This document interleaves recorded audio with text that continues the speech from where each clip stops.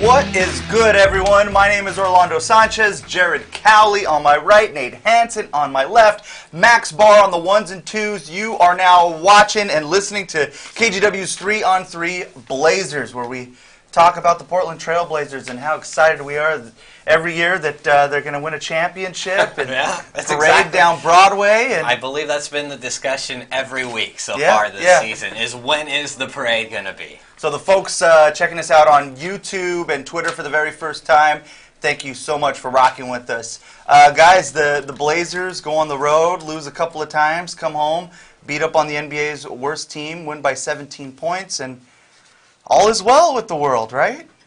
Yeah, it feels a little bit better after a win and a nice Jusuf Nurkic triple-double, that's for sure. Mm-hmm. I mean, the road trip was a little bit disappointing. You were hoping they could split at least win one of those games, but I mean, Denver's really good team this year. Sacramento's continued to, at the very least, be an average team this year and a tough win on the road.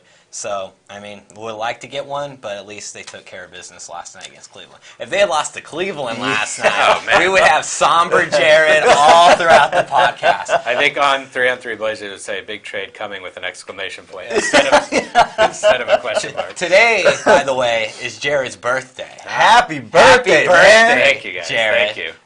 So if the Blazers had lost last night, this would be a terrible way to celebrate Jared's birthday on a 3-game losing streak and losing to the worst team in the NBA. So thank you for taking care of business last night, Blazers, so Jared could have a good birthday, whatever number it may be. Just for you, man. I'll give it. I'm 41 years old today, so I don't have any trouble giving my age. Going back to the road trip, I think that the Nuggets loss was what we all expected. That's what we picked last week.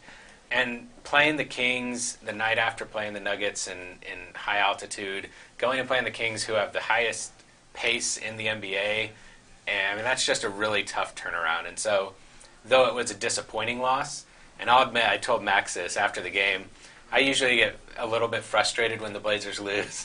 And so, right after that game, a little bit. I'm like, I can either, get all angry on Twitter. I'm not going to do that. You do a good job, by the way. I try. And so I pulled up 2K and I traded everyone but Dave. And then I felt better. But is this real life? Yes, that's real life. That's how I roll. Whatever works, I guess. It's gotten him through 41 years. Yeah. Yeah, I felt better after. I was like, yep, I'm all good. I can move on. Oh, man.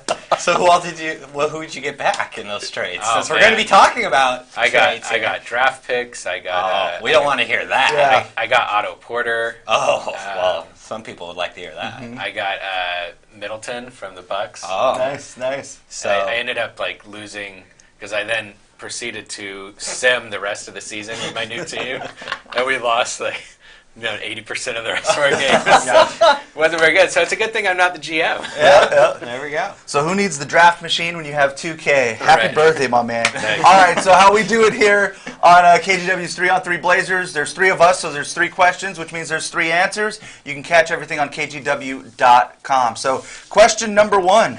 Last summer, Neil Olshey admitted that the Blazers front office was too conservative in trying to improve the roster at the trade deadline last season. Despite the admission, the Blazers failed to make any splashy moves during the offseason. So do you believe Olshey will be less conservative at this trade deadline and make moves to improve this team? Let's start with trade man Jared. Let's hear it. All right.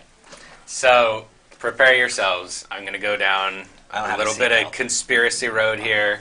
I've got my tinfoil hat on. I've been checking obscure NBA message boards. I know that Neil Olshey's track record doesn't give you any reason to think that he's going to make a trade at the trade deadline. He's basically made 2 since he's been here, the Aflalo trade and then the Nurkic trade. And only one of those is really geared at improving the team at the time. The Nurkic trade has obviously turned out fantastic, but nobody saw that coming at the time, or most people didn't. But for some reason, I think that Neil Olshey is going to be very aggressive this trade deadline, and I do think he'll end up. I mean, it does take 2 to tango, so you never know what's going to happen on the other end of the phone line. But I think he's going to end up making a trade that improves the team. I'm not talking about a trade. I don't think he's going to trade C.J. McCollum. Right. No. I don't think he's probably going to trade Zach Collins. I think that those are your 2 best assets if you're trying to make a big trade. and I don't think he's going to trade either of those players. But I do think he'll make a move that will improve the team, and I have a few reasons why. One, I think that this team is just ripe for being a buyer at the deadline. Yeah. They're a good team. The West, outside of, I think the Warriors are back at the top of the conference, so they're going to stay there for the rest of the season. But beyond that, I think 2 through 4 is an open competition that the Blazers are in. Yeah. And so I think that you should be a buyer at the deadline. You should be trying to improve the team. So I think this isn't saying Olshey will. I'm saying he should because of that. I also think that the Blazers have obvious deficiencies that I think you can improve at the deadline.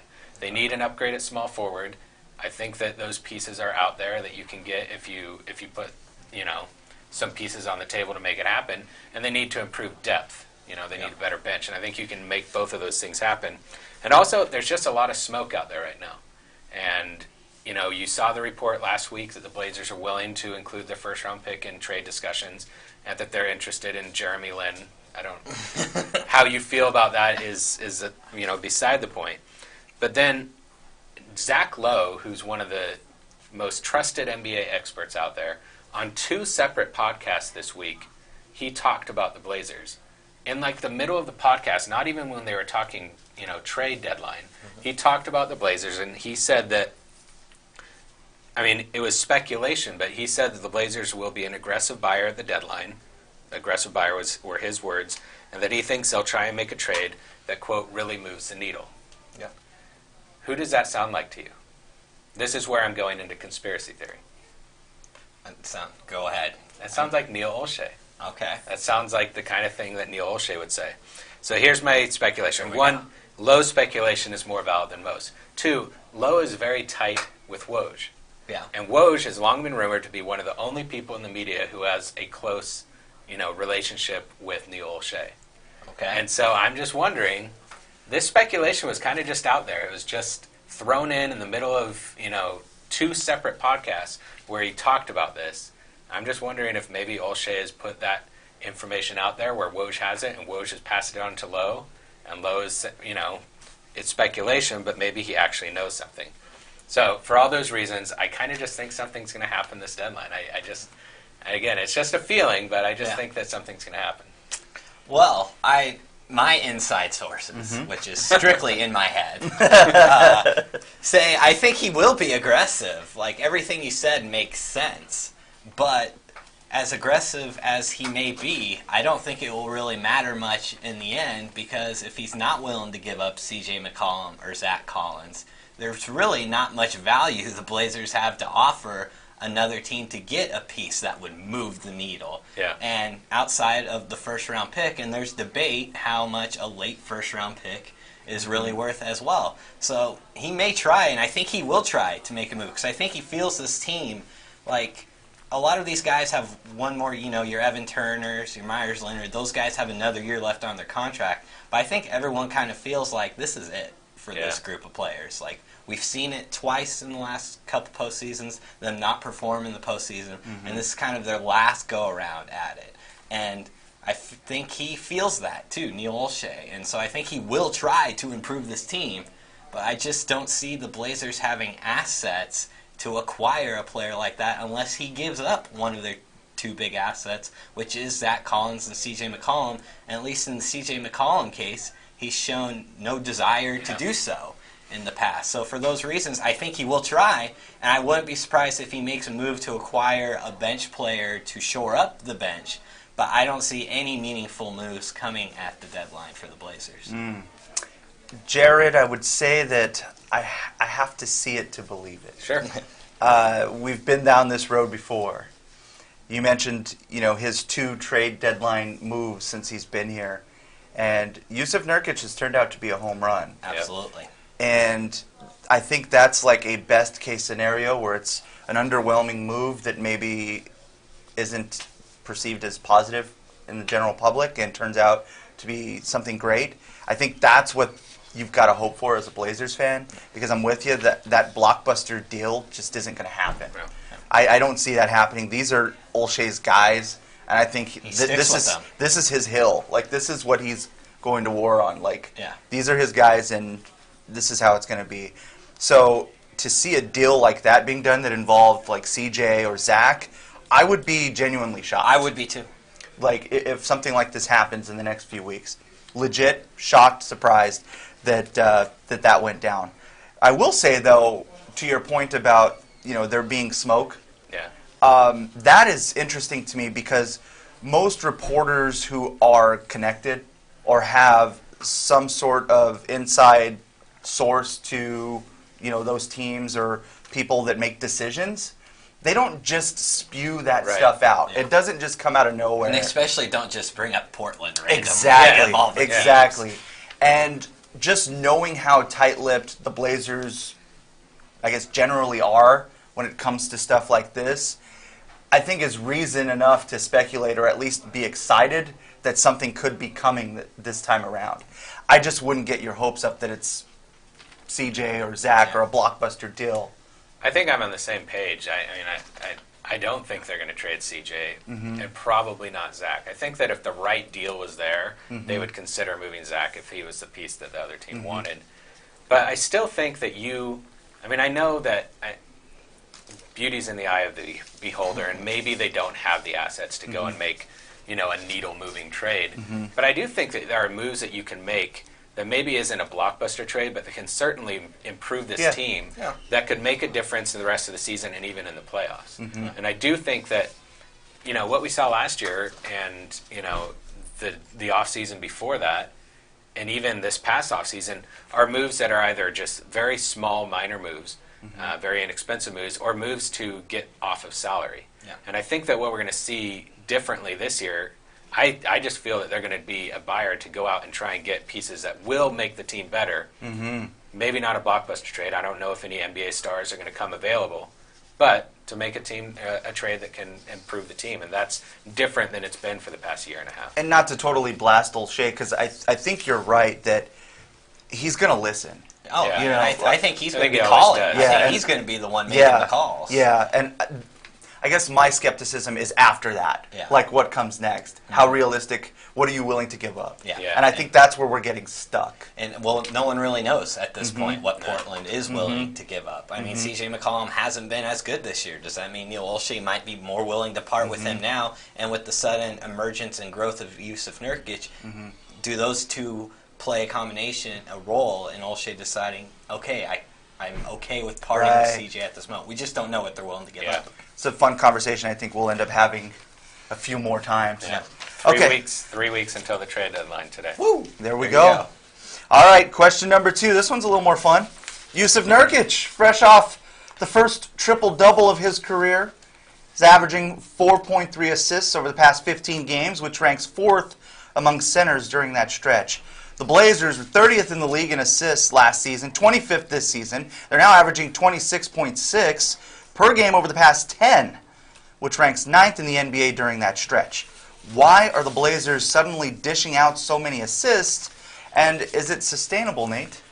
So the thing I saw in this question was it points out Jusuf Nurkic initially in the last 18 games, and I thought that was interesting because when I look back to see, okay, what game was 18 games ago? It was the Toronto Raptors game, the game at Moda where Portland won. And it was kind of the turning of the tide for the Blazers because that ended that 5-10 stretch. Going into that game, they were just 15-13, and that kind of started this good run they've been on over the past month. But for Jusuf Nurkic specifically, Jason Quick wrote an article last week in The Athletic about how he feels he's finally found himself here in Portland, and the game Nurkic cites is the game before the Toronto game against Memphis on the road, and Nurkic cited that as pretty much the low point of the season for him.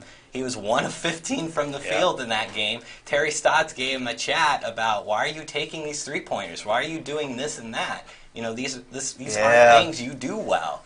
And so he said he had to talk, Nurkic said he had to talk with himself after that game and just said, I'm going to embrace my strengths. I'm going to focus on what I do well. And since then, as the question points out, he's been averaging 4.5 assists over the last 18 games, and he's been playing the best basketball of his career to this point. And so I think he is a big contributor in the reason why the assists are up.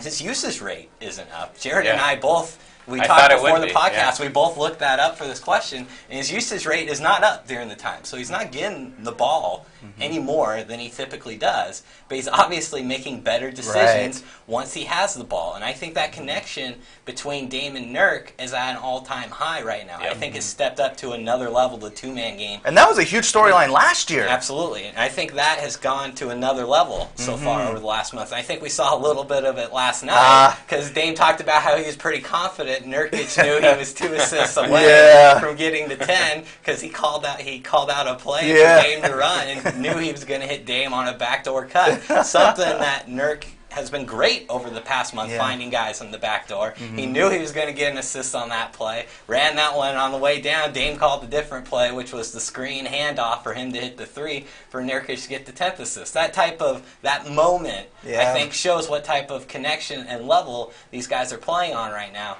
And I just think his decision-making, his patience, we saw so much of him trying to rush it and do different things in the past, and I think it's just completely opened the offense for those outside shooters as well. We also have to take into account 3 of most recently the last 10 games where they've been top 10 in the NBA in assists. They've played the 3 worst teams in the East. So some of those numbers are a little inflated.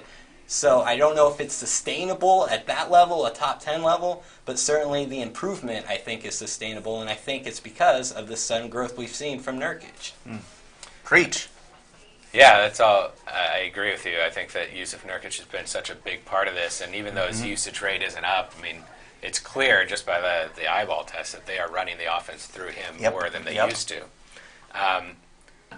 And last season, there was a point in the season where we talked about how the Blazers' ball movement and player movement seemed like it was down. Stagnant. And I at that point I looked at how many passes they were throwing, and it was the exact same number of passes as they were throwing the season before when they were better at that. And you made a point that I thought was really smart, that they might be making the same number of passes, but they're not making passes with purpose.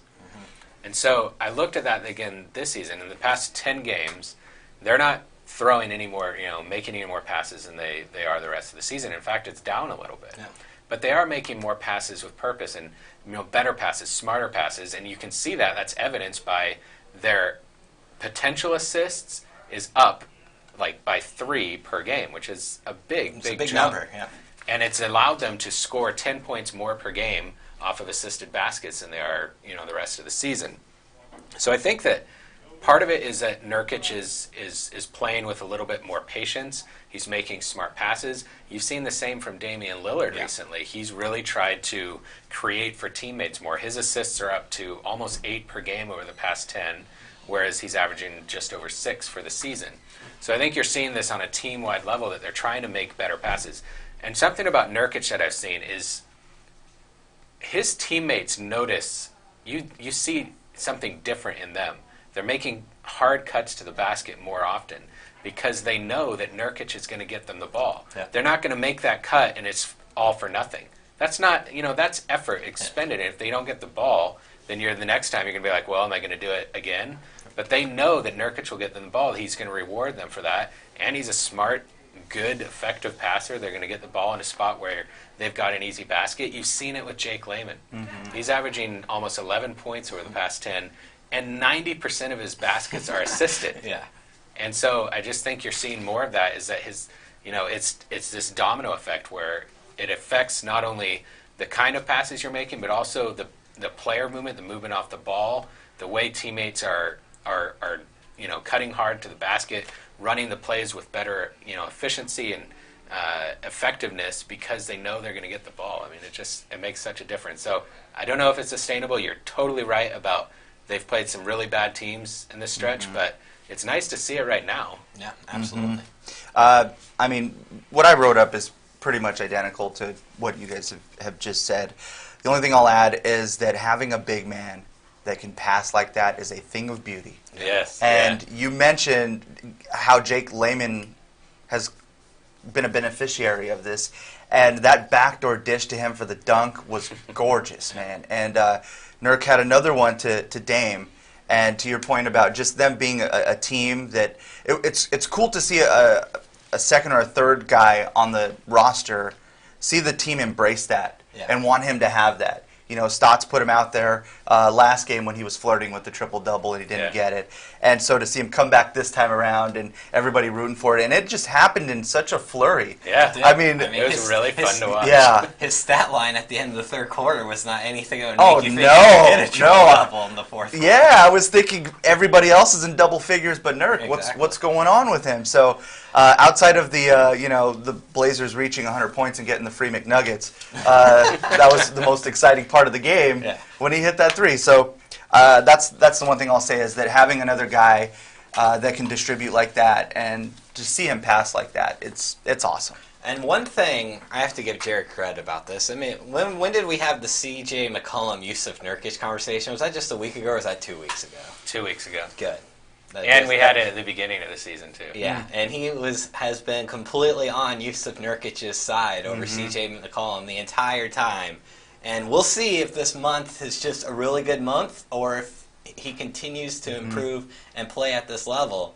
But if he does, he is the second best player on this team without question. Yeah, I don't think there's any denying that he's gotten so much better. Yes, absolutely. I mean, he's improved. And he's still just 24. All right, question number 3, how we do things on this podcast is we make predictions, and Nate is always right. Yes. Actually, we've been record the same amount of right this year. We're all 24-19. Oh, man. The Blazers have a better record than us. So we're middle We're of the... terrible. Yeah. So the Blazers, 3 games between now and next time we meet. Friday, at home versus the Pelicans. They're 21-24. Then they hit the road. Monday, at Utah. Tuesday, at Oklahoma City. Which games did the Blazers win, and which games did the Blazers lose? Well, we've had the same exact picks the last 2 weeks, so I'm hoping there's a little differentiation. A little variety. Yeah, here. Let's hope. I'm going to say the Blazers go 1-2 over the next 3 games. I'm going to say they beat New Orleans. Even though they already played New Orleans once and beat them this year, I still think they wear what happened last April on their sleeve a little bit, this Blazers team. I still think this game means a little bit more to them than it does the Pelicans. And that in combination with the Blazers are a good home team. Pelicans are 6-18 on the road this year, and a terrible road team. I think that's a game the Blazers win handily at the Moda Center. Then they face the Jazz, who blew them out twice in December, including ruining Jared's Christmas. Yeah, that was messed up, guys. There's nothing I saw in those 2 games to make me think Portland can beat Utah, especially on the road at Utah. And Utah's been playing well over the last month. And so I'm going to go with Utah to win that game decisively. The one I had the toughest time with was Oklahoma City, a team the Blazers had their number last year, but OKC came in the Moda Center and won a really tight game against the Blazers last month. I think it was last month. Yeah. Maybe it was earlier in January. It's hard to keep track nowadays. But Blazers are 4-3 this year on back-to-backs, but they're 1-3 on road-to-road back-to-backs this year when they have to play 2 road games on back-to-backs. And so for that reason, I'm going to give the nod to Oklahoma City to win a tight one, and really a matchup I could see being a 4-5 matchup in the first round of the playoffs this year. I like that. I like that. That's a good point. Mine matches up to yours. Lame Orlando. Yeah. This is a 1-2 type of week for a lot of the reasons you just expressed. I mean, Utah They're on a roll. just has their number. I mean, they win by 30. They win by 21. Yeah. You've seen it already twice. And the Pelicans haven't been very good on the road. The Blazers have been pretty good at home. And OKC... Yeah, it's a tough one. Yeah, man. that one I wrestled with. Yeah. But ultimately, I'm going Thunder at home. Jared, break. Don't Give us something different, man. Give us something different. Give us some flavor, please. You're The allowed to make Pelicans- an audible right now. No, I'm not making an Oh, audible. he's already got it. The Pelicans have played well lately. Yes. And it's been against, not the hardest of schedules, but they're playing. I looked at the past 10 games. They rank 2nd in offense, 6th in net rating. So they've been playing some really good basketball. However, their defense over that same stretch has still been bad, and that's kind of been one of their weaknesses this season. They just don't play very good defense. So I do think because the Blazers are so good at home, I'm going to pick the Blazers to win that game. I'm completely with you guys on the Jazz. Okay. How could you pick them to beat the Jazz on the road when Yeah. you've seen what the Jazz have done to them this season? And the Jazz are playing great basketball right now. They've won 5 in a row. They have the best defense in the NBA over the past 10 games, so Jazz win. the Thunder, that's the one that it sounds like that was a tough call for you guys, and it was for me too. The Thunder are playing terrible basketball right now. Yeah. They've lost 4 or 5. Their defense has been terrible, 28th in the league during that stretch. They're kind of struggling. They're kind of scuffling a little bit. And so I think like the Blazers played well against Denver on the road. Yeah, they did. The Sacramento game was weird, so I'm not going to take too much from that. So I'm going to pick the Blazers because the Thunder aren't playing that great of basketball right now. I'm going to take them to win a tough road game in Oklahoma City. So I'm having them go to That's what I'm There you talking go, about. Jared. Way to break it. So we will not be tied next week. That may have been like the longest consecutive stretch of games like we've That we picked, picked the all the same same. for a long time. It was like 10 games in a row. It's time for America's Greatest Introduction, brought to you by Jared Cowley. Also story time. It is time to turn this over to Max Barr for our favorite game, super fun game of Rip It.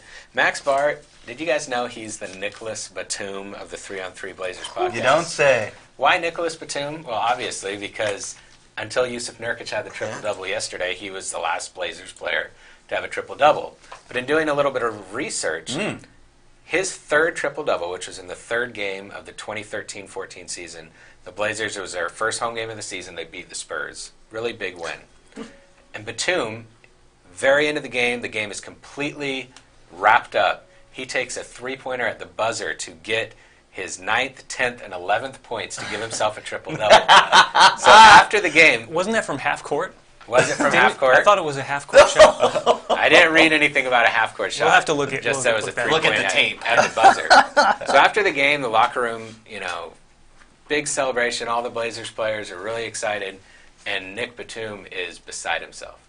And he talked to the media and he apologized for disrespecting the Spurs. He said, "That's a team I respect.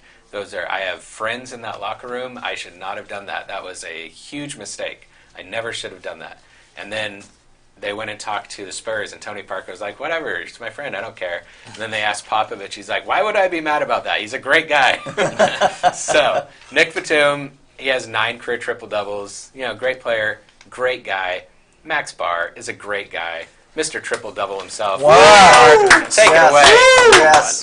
He gave you that introduction on his birthday. Wow. Look at how Wow. unselfish Jared is. Selfless man over What a there. gift. I'm a big Max Barr fan. I feel like it's my birthday. Yes. Guys, I'm honored.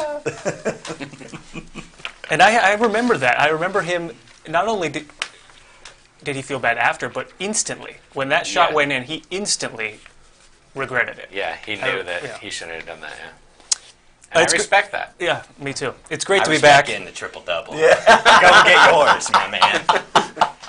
I love that him and Terry Stotts exchanged text Oh, I messages, know. too. So funny. And Stott says, "I can't tell you what he said."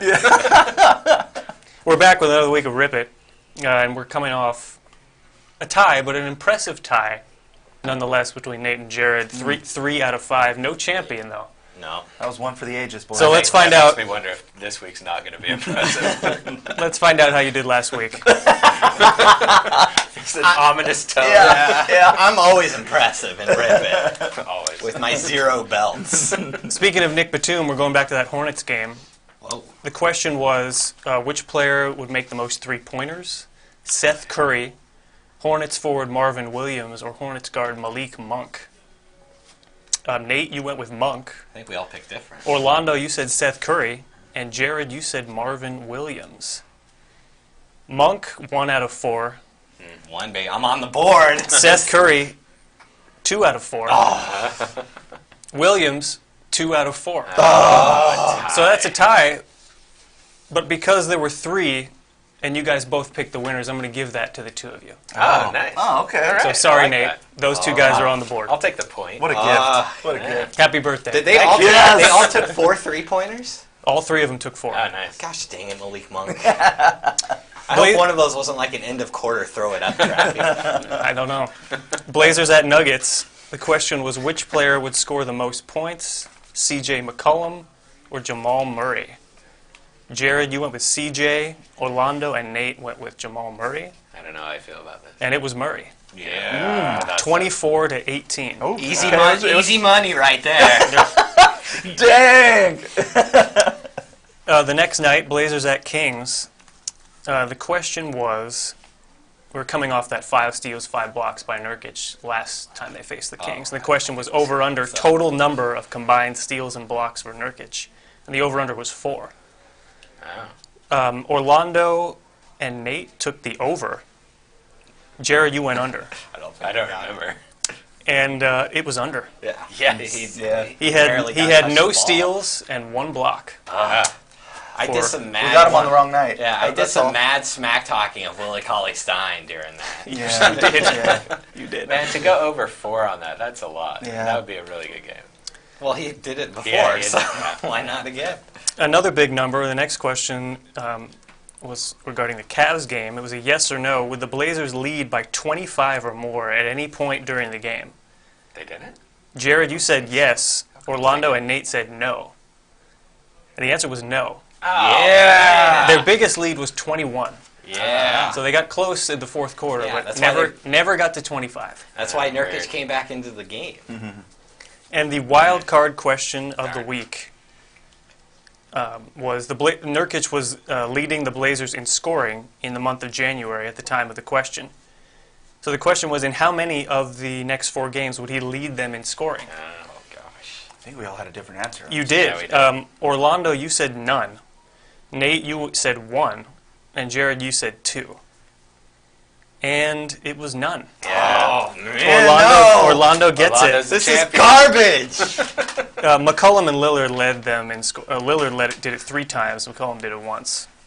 I wanted to pick 1, and you took it, and then I wanted to pick 0, and you took it. So I was stuck You were with stuck. 2. Hey, you don't have to be different. Yeah. You were cornered in that I'm going one. to blame the refs. So that means, looking at the total, we have Jared and Nate with 2 out of 5. Orlando, we're going to start calling this the Orlando. 4 out of 5. Oh, my God. It's good to be back, guys. Congratulations good to be to back. the champion, 800. Orlando. How many times have you won this thing? Is there like Too a many to track? count. Is Too there many. Because He's Jared's way far ahead Yeah, of us. I've only got 2. I've got 0 still. Really? You've never won? No, not alone. Every time I've had the highest, I've been tied with 1 of you. Truly stole your thunder. Man, you are one pathetic loser.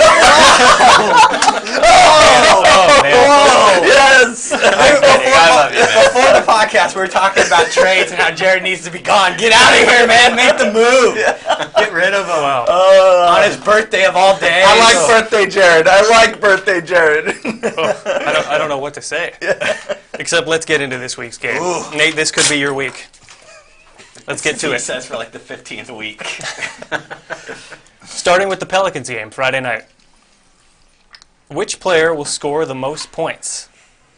Jusuf Nurkic, Pelicans forward Julius Randle, or Pelicans forward Nikola Mirotic? We're going to start with Orlando here. I'll take Jared's boy, Mirotic. All right, Jared, what do you think? Still mad they didn't trade for him. I'll take Randall. Nate? I'll go with Nurkic. I'm All right. shocked Jared didn't take Nice, Nurkic. nice. Yeah. I like this. I'm going with Nurkic. Randall he loves to score. That's it. He lives to score. Well, he scored like 20-something in the first half in the first Yeah. meeting. Went big. Next question, same game. We're talking about the Brow. Whoa. Over under for total points in the game for Anthony Davis. 34.5. Ooh. Nate, are you going over or under 34.5? Under. Under? Jared? I'm going to take the under, too. Orlando? That's a lot. I'll go over. Over. You threw me off there. I love the way your mind works. Okay, Blazers at Jazz. By the way, the Jazz, it should be noted, they're doing all they're getting all these big wins without Rubio, Yeah. Exum, Mitchell's playing point guard for them. That's a smart move. And that brings us to this question. Which player will finish with more assists? Evan Turner, Jazz guard Donovan Mitchell, or Jusuf triple-double Nurkic? New nickname. We'll start with Orlando.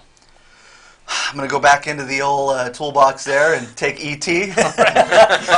That's a first month move right Yeah, there. yeah, it's been a while. It's been a Nate, while. what are you going to do? I'm going to take I'm not taking Evan Turner. That's for certain. I'm going to take Donovan Mitchell. All right, Jared? Yeah, I'll go with Nurkic. Why not? All right. Nice. I like a little variety. I like Yeah. it when it's a Yep. competition. I'm gonna I be do mad, too. I'm going to be mad if his Nurkic pick is right and my Nurkic pick is wrong. It's going to do you wrong, Ah, man. come on, me Nate. dirty. You know that's how it's going to go. I should get a point if that ends up being the case. We'll look into it. I called it now. Blazers at Thunder. Which team will shoot a better field goal percentage in the game? Jared, we're starting with you. Blazers. Orlando, what do you think? Thunder, the home team. Nate? Thunder as well. Russell Westbrook's going to go like 2 for Yeah. 34 and bring their. He's going to sabotage us, man. Steven Adams is going to go like 15 for 15 and leave it out. All right, we'll see. Wild card question. Oh, Ooh, this is where we win. yep. We're talking Myers. Myers. Oh, Myers. I thought you said Byers at first. No. Myers. Ooh. Man, that's a name I haven't brought up in a Yeah, long it's time. been a while, man. I think Max is on the Myers bandwagon. Are you back on it? I've He's never, on I've never Myers left. Maybe I have. I don't know. He's a ride or die with Myers. Yes, guy. hammer time. Here we go. So in the month of January, he's averaging 6 points a game. Now, obviously, what he does in the game is more than just box score. But 6 points a game. So it's going to be an over-under. Total points for Myers in the next 3 games, 18.5 total points. And we will start with Nate on this one. I'm going to go over. Over for Nate. Jared, what do you think? I am planting my flag on Myers Island and also going over. Oh, no. Orlando? Just to be different, I'll go under. Okay. I think he... That's a good question, though.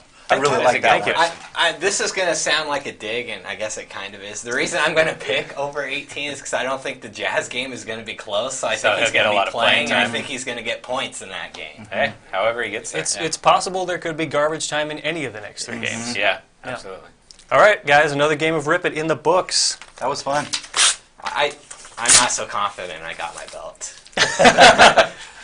Give it another week. Yeah, my picks were pretty bad this week. Come back next week, better than ever, right? That's how we do it. Yeah. We'll find out next week. Always think- sound good. I think to wrap up, Rip It there, I think we should give Myers a little credit for having a productive season so far. He's Absolutely. taken a lot of heat from Blazers fans and Blazers media over the years, and he's contributing out there. I'm gonna give him, and I like watching him play. He's fun to watch. He is. So He keeps good on working. you, Myers. Yeah, keep doing your thing. Yeah. No disagreement here. Make sure to rate the podcast. Make sure to subscribe. Most importantly, thank you for joining us. We appreciate you. We'll see you back here next week. Send Jared birthday messages.